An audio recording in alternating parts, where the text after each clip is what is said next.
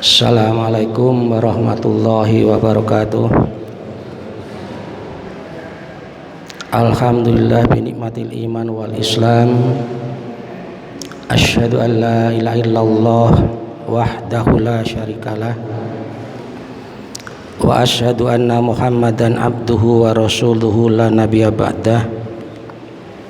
Allahumma sholli wa sallim wa barik ala nabiyina Muhammadin wa ala alihi washabihi ajma'in.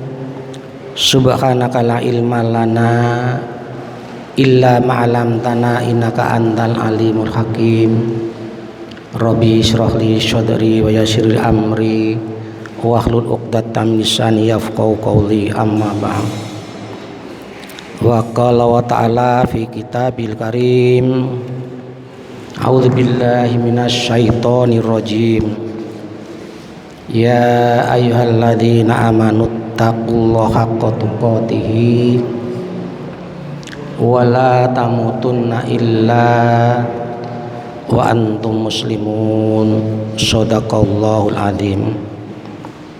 Bapak-bapak, ibu-ibu, saudara-saudara yang sangat saya hormati, yang dirahmati Allah, tidak henti-hentinya marilah kita panjatkan puji syukur kehadirat Allah Subhanahu wa ta'ala yang senantiasa melimpahkan berbagai macam dan banyak nikmat kepada kita sekalian, sehingga pada malam hari ini kita bisa dipertemukan kembali di masjid yang mulia, yang hanya orang-orang yang berimanlah yang memakmurkan masjid. Semoga kita dicatat oleh Allah sebagai orang-orang yang beriman, yang insya Allah kelak akan Allah tempatkan kita semuanya dan keluarga kita, termasuk kakek nenek kedua orang tua kita, dalam surga yang penuh dengan kenikmatan. Amin. Bapak-bapak, ibu-ibu, saudara-saudara yang dirahmati Allah, pada malam hari ini saya akan melanjutkan kajian kita tentang dakwah yang dilakukan oleh para rasul, para nabi, para sahabat, tabi dan tabiin, termasuk dakwah yang dilakukan oleh para wali, di mana semuanya tidak ada yang menyimpang dari akidah yang Allah ajarkan kepada para rasul, para nabi untuk diajarkan kepada kaumnya, terutama Rasulullah sallallahu alaihi wasallam yang umatnya paling banyak dan periode waktu diikuti ajarannya paling lama. Dan tidak ada dalam ajaran Islam yang disebut dengan bid'ah, walaupun orang berpendapat ada bid'ah hasanah dan sebagainya, tapi yang jelas yang dikatakan Rasulullah, bid'ah itu dholalah. Silahkan nanti dibaca, cari hadis tentang hadis dholalah, bahwa yang diada-adakan dalam ibadah yang terutama adalah sesat, dan setiap yang sesat tertolak, dan setiap yang tertolak itu rugi, tempatnya adalah neraka. Karena itu kalau kita sudah bersahadat dan kita sudah memantapkan akidah kita, akidah itu punya ikatan yang kuat, tali yang kuat, perjanjian yang kuat, strong agreement between Allah and human being, perjanjian yang sangat kuat antara Allah dengan hambanya, terutama hambanya kepada Allah, di mana tidak akan mengingkari dengan segala yang telah diikat oleh Allah dalam aturan hidupnya. Itu akidah, dan itu yang terpenting, yang nanti akan mengantarkan seseorang masuk Islam, kemudian masuk surga atau tidak dalam akidahnya. Sehingga kata la ilaha illallah, tiada Tuhan selain Allah, itu puncak daripada kepasrahan seorang manusia, seseorang kepada Allah. Bahkan di dalam surat At-Taubah ayat 111, orang-orang yang beriman, harta jiwa, semuanya telah dibeli oleh Allah, telah dibeli oleh Allah. Kenapa dibeli oleh Allah? Karena dia sudah menjual dirinya kepada Allah. Semua yang dia lakukan, baik itu ibadah mahdhah maupun muamalah, hanya untuk mencari ridho Allah, maka Allah membelinya dengan surga. Kan itu bapak-bapak, ibu-ibu yang dimuliakan oleh Allah, kalau kita mau membaca Al-Quran dengan teliti, dengan seksama, mau mempelajari ilmu syariat, hakikat dan makrifat, Al-Quran itu menakjubkan. Saya ulang, Al-Quran itu menakjubkan. Karena hampir setiap ayat itu Allah mengajarkan bagaimana hidup manusia yang benar. Dan ketika manusia itu salah, langsung dijelaskan kesalahannya, baik itu di bagian ayat maupun ayat berikutnya. Kemudian Allah menjelaskan bagaimana kalau orang itu dalam kesalahan sampai kematiannya ajal, tempatnya di neraka. Bagaimana bagi orang-orang yang beriman? Dijelaskan Allah tempatnya surga, bagaimana neraka, bagaimana surga. Subhanallah, belum ada kitab seindah, semulia, seagung, sejelas-jelasnya daripada Al-Quran. Bisa dipelajari oleh manusia pendidikan paling rendah sampai tinggi, asal dia betul-betul ingin mencari kebenaran dalam agama ini. Maka dari itu, mari bapak-bapak, ibu-ibu, saudaraku, kita kupas bagaimana Allah Rabbul Alamin. Rabb itu artinya pendidik, dan Allah itu pendidik yang paling sempurna. Seorang pendidik selalu mengarahkan yang dididik, siapa? Manusia, untuk menjadi baik. Dan kata pendidik berbeda dengan pengajar. Kalau pengajar hanya mentransfer ilmu, itu pengajar, mentransfer ilmu.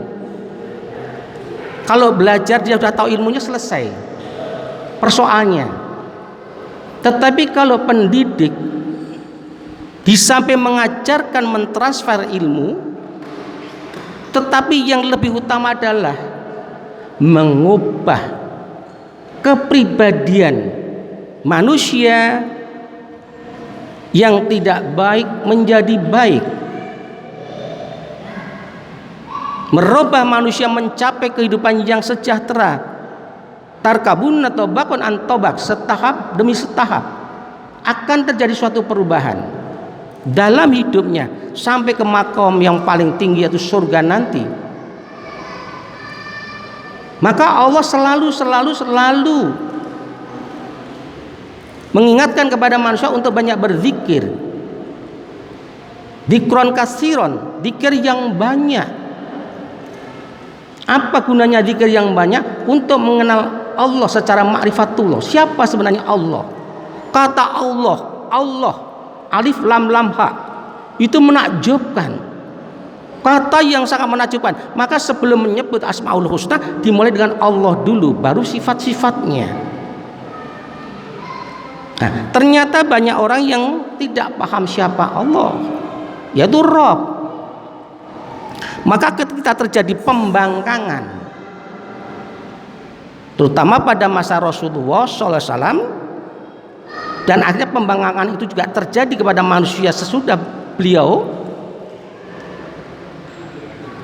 Allah ingatkan manusia itu di dalam Al-Quran, jangan mencari pembetulan kesalahan kita melalui pengajaran yang lain. Buka Al-Quran, Maka kemarin sudah saya sampaikan bagaimana Allah itu mengingatkan kepada manusia ketika mereka itu nggak mau diajak mengenal Allah yang sebenarnya. Yang mengajari siapa Allah yang sebenarnya? Bukan Rasulullah. Rasulullah hanya penyampai, tapi Allah menyampaikan ilmu kepada Rasulullah melalui malaikat Jibril. Jadi Allah yang mengajarkan sebenarnya,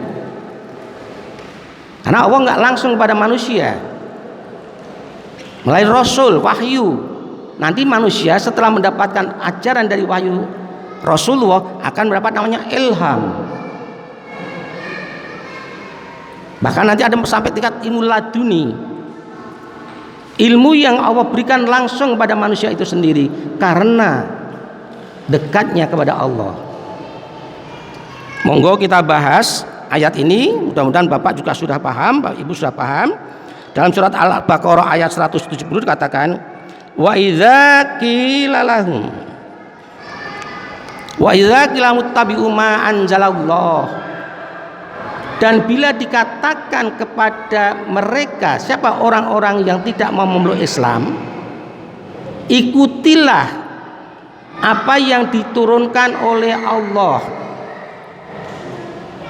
Mengapa Allah mengatakan melalui lisan Rasul, ikutilah apa yang diturunkan oleh Allah? Sudah banyak manusia yang tidak mau mengikuti Allah. Sudah diturunkan 25 Rasul dan sekian ratus Nabi. Banyak yang tidak mau mengikuti Rasul, termasuk Nabi Nuh, umatnya sudah ratusan tahun nggak mau ikut ajaran tauhid. Begitulah pada masa Rasulullah. Awal-awal dakwah didakwakan, ikutilah apa yang diturunkan kepada Allah. Jenengan orang Karangasem, orang Wirosari, orang Demak, orang Semarang, orang Solo, suruh oleh Allah ikuti apa yang diturunkan Allah. Apa? Al-Quran. Nah, ini kupas ngaji kira ramung 40 menit. Mana kata kultum? Saya mumet gak disuruh kultum 7 menit kon ceramah kon. Bagaimana bisa mendapatkan ilmu yang pas nanti? Makanya kalau ada kata ikutilah apa yang diturunkan Allah, apa Quran dan Sunnah, harusnya everybody reads the Holy Al-Quran carefully. Harusnya setiap orang, setiap manusia membaca Al-Quran dengan cermat, tidak sekedar membaca. Sing aneh-aneh yang maca kulhu katam selesai seneng. Boleh saja ada hadis yang mengatakan siapa yang membaca surat Al-Ikhlas 3 kali maka seperti membaca Al-Quran seluruhnya. Tapi kalau ngerti, paham, kalau paham, ini yang penting pemahaman. Makanya jangan sampai kita hidup di dunia yang sangat sementara ini kita nggak paham Quran. Ikuti, kata ikut itu ya terus lurus. Tapi apa? Qalu, mereka berkata. Jadi pada masa dulu maupun masa sekarang banyak orang ketika diajak mengikuti Al-Quran mengatakan, bal natabi'uhum, apakah kami akan mengikuti? Menolak, bisa menolak mutlak, berarti dia tidak mau menerima Al-Quran, berarti tidak mau berislam. Ada orang Islam tapi juga menolak, pilih-pilih. Bahkan kadang-kadang pemikiran manusia, hasil renungan manusia dari para filosof, termasuk Buddha Gautama, itu sebenarnya filosof mencari Tuhan. Nabi Ibrahim saja dulu itu mencari Tuhan. Siapa Allah sebenarnya? Mencari-cari. Ada yang mendapatkan, ada yang tidak, atau belum mendapatkan. Maka mereka mengatakan, apakah kami akan mengikuti tuntunan Allah? Kami akan mengikuti apa yang telah dilakukan oleh nenek moyang kami. Mereka mengatakan begitu. Kami akan mengikuti apa yang diikuti oleh nenek moyang kami. Coba Pak, saya merenung malam itu Pak. Hebatnya Allah. Begitu manusia mengatakan kepada Rasulullah SAW, moh Muhammad, moh lan moh, termasuk paman-pamannya sendiri, termasuk kaumnya Nuh, moh Nuh, you are crazy, kamu udah gila, suruh menyembah satu Tuhan. Nuh dikatakan gila, kok nyembah Tuhan satu? Ini Pak, itu ucapan itu benar. Terjadi dialog antara Rasulullah dengan kaum musyrikin, dikodifikasikan, dibukukan, yang tidak terhapus sampai hari kiamat nanti datang. Cukup Muhammad, bal cukup. Tidak, kami menyembah apa yang telah disembah oleh nenek moyang kami. Maka dijawab oleh Allah, subhanallah, dari arsy, tempat yang tinggi di mana Allah bersemayam, katakan Muhammad, beberapa bangsa Arab pada waktu itu dan seluruh kaum dimanapun mereka berada sampai akhir zaman, mereka itu salah. Ketika salah manusia dikoreksi. Kenapa dikoreksi? Allah tidak menginginkan seorang pun masuk neraka. Sifat Allah Ar-Rahim itu, Allah menghendaki tidak ada satu manusia yang seharusnya masuk neraka. Tetapi kedoliman mereka setelah mendapatkan ilmu, mendapatkan konfirmasi, mendapat perdebatan yang halus oleh Allah, tetap bertahan pada kekufuran, kebodohannya. Itulah yang membuat Allah murka. Katakan Muhammad, awal kana aba'uhum la ya'lamu syai'an wa la yahtadun. Walaupun nenek moyang mereka tidak tahu, maaf dan maaf, subhanallah, pelajari Quran dengan betul-betul. Bangsa yang paling bodoh peradabannya pada waktu Rasulullah diangkat itu bangsa Arab.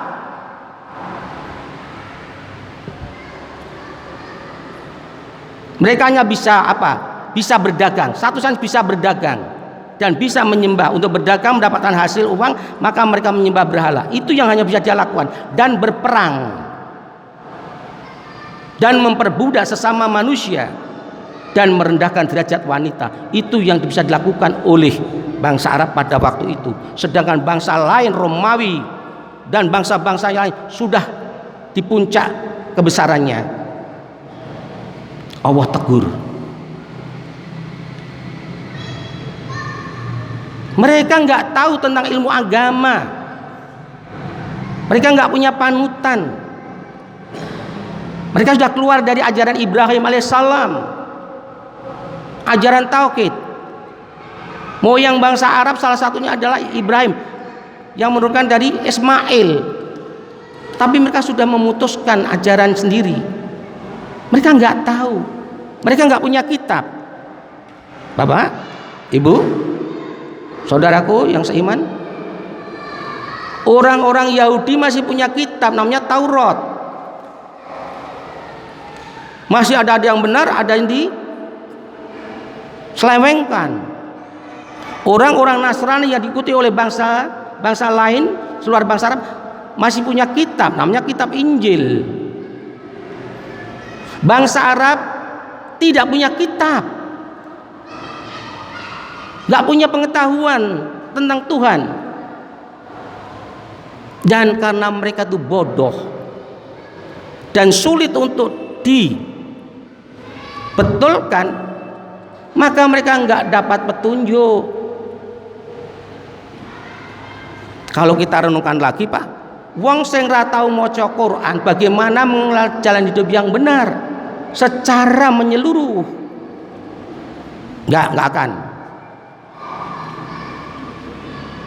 Jak ngaji angel ora bakal ngerti isi kandungan secara menyeluruh, ngerti Al-Quran enggak, paling sedikit-sedikit. Yang sedikit-sedikit ini dangerous. Saya ulangi, manusia ketika mengetahui sesuatu yang sedikit ini justru berbahaya. Makanya harus membaca Quran, ajarkan oleh Allah. Maka sampai ayat pertamanya ikro, baca. Apa maksudnya? Baca Quran berulang-ulang, every times, every night you can, every morning, every afternoon, read the Holy Quran. Baca Quran, sempatkan baca Quran. Baru kamu akan mendapat petunjuk apa yang kau minta. Ihdinas syiratal mustaqim, syiratal ladzina an'amta 'alaihim, dan seterusnya. Kamu bisa membedakan nanti.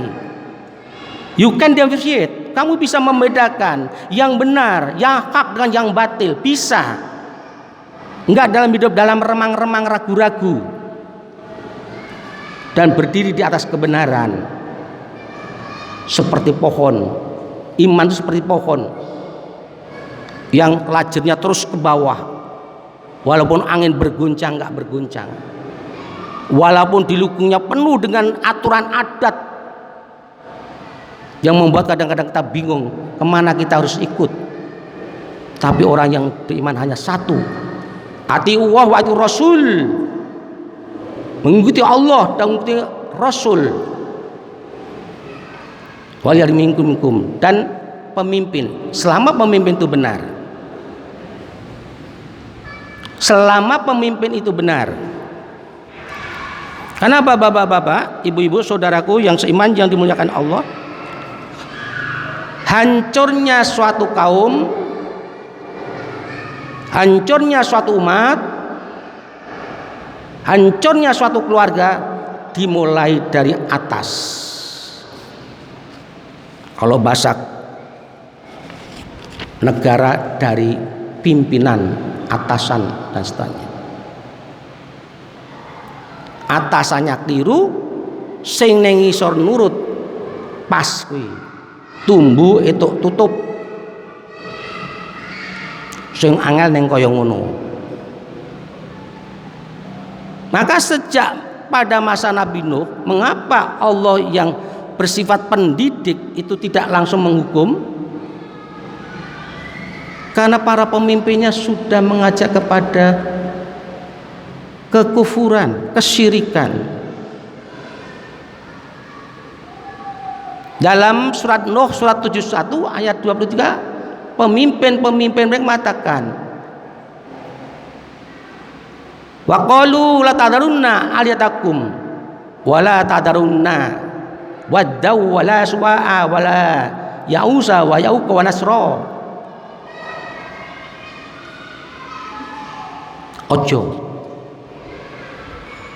Ojo pisan-pisan kowe ninggalke sesembahan nenek moyang kita. Podo. Maka ketika paman Rasulullah mau menemui ajal, diajak untuk berislam, cukuplah Muhammad paman mengikuti agama nenek moyang. Kufur kematiannya, syirik kematiannya, musyrik kematiannya. Sulitnya, saya ulangi, sulitnya mengubah akidah itu enggak sembarang. Dan berbahagialah orang yang mampu bertahan akidah sampai ajal datang. Janganlah kamu meninggalkan sesembahan-sesembahan kalian. Tuh, adat sesuai ngono wis ratusan tahun. Dan jangan kamu tinggalkan sesembahan. Wad, nama tokoh alim. Suwa'a, ojo ditinggalke. Kowe nek Pak ndonga, sebutan nama-nama kuwi. Ojo kaya no langsung. Iya kana budu wa iya kana stain. Ojo. Ayo mulai berpikir kita, berpikir. Kita berpacu dengan waktu untuk menyebut maut. Wa ya'usa. Ya'ud. Dulur kita, dulur orang alim, sudah dekat dengan Allah. Pakai perantara orang-orang yang sudah meninggal itu moyang kita untuk perantara tawasul. Ya'uk dan nasr. Paham Pak? Paham Pak? Apa yang terjadi? Apa yang terjadi? Azab Allah ditimpakan dengan sangat berat. Semua musnah. Sampai anaknya Nuh sendiri musnah. Dibinasakan oleh Allah. Ketika diajak oleh Nuh, ayo nak, ikut bapak masuk kapal. Dengan harapan bisa berubah akidah. Enggak. Kami bisa selamat nanti di gunung itu. Ketika dia mengatakan di gunung, nanti saya akan selamat di atas gunung itu. Allah kejar airnya, subhanallah. Dikejar itu. Ucapan kan anak-anaknya Nuh dikejar oleh Allah dengan air bah sampai ke puncak gunung Yuhdi. Allahu Akbar walillahil hamd. Hanya gara-gara apa Pak? Dalam berdoa mereka menggunakan menyebut nama-nama leluhur yang mereka anggap mereka itu adalah orang-orang yang bisa untuk menjadi perantara.